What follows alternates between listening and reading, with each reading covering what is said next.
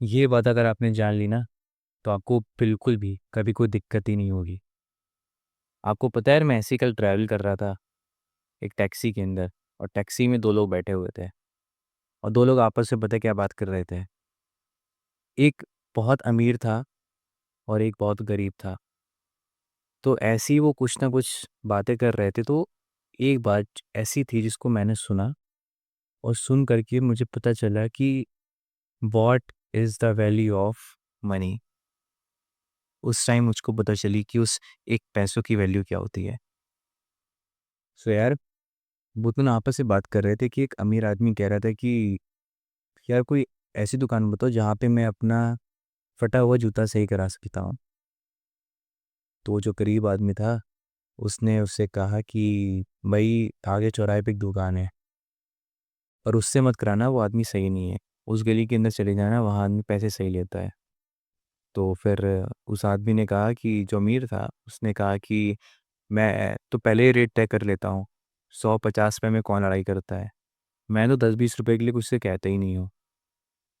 तो फिर जो गरीब आदमी था कि वो कह रहा था कि यार एक ये ह्यूमन की जो पर्सनैलिटी होती है, एक ऑरा होता है, वो थोड़ा बहुत तो नेगोशिएट कराते ही कराता है। तो उन्होंने कहा कि नहीं नहीं, मैं तो नेगोशिएट भी नहीं कराता, 10-5 रुपये में क्या ही बिगड़ता है, क्या ही बनता है।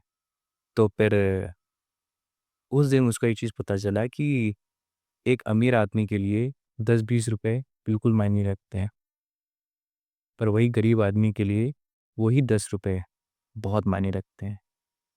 क्योंकि एक ई रिक्शा वाला जब ई रिक्शा चलाता है, तो दिन भर के 200-300 रुपये पैदा करता है, और वो 300 में से अगर कोई 10 रुपये भी उनको ना दे, तो यार उन लोग के लिए तो कितनी बड़ी बात होती है।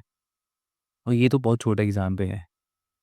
कोई छोटा सा बच्चा भीख मांग रहा होता है, जब वो 10 लोगों से 1-1 रुपये मांगता है, तब जाके उसके पास 10 रुपये इकट्ठे होते हैं।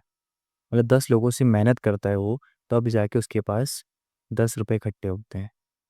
सो यार, अच्छी बात है कि आप अमीर हो, पर प्लीज़ जो 5-10 रुपए के लिए किसी छोटे को आप लोग गिराते हो ना, किसी को ये नीचा दिखाते हो कि 5-10 ही रुपए तो हैं, उसमें क्या ही बंदा बिगड़ता है। तो एक बार प्लीज़ किसी मंदिर जाइए, आगे वहाँ बहुत लोग बैठे रहते हैं, वो 1-1 रुपए के लिए आपस में लड़ा करते हैं। क्यों? क्योंकि उन लोग के लिए 1 रुपए की वैल्यू बहुत होती है। सो मैं दुआ करता हूँ कि आपके पास बहुत पैसा है, पर ये इस बात की भी रिक्वेस्ट करता हूँ कि यार उस पैसे को प्लीज़ सही जगह लगाइए, तभी वो पैसा आपके लिए स्वार्थ होगा।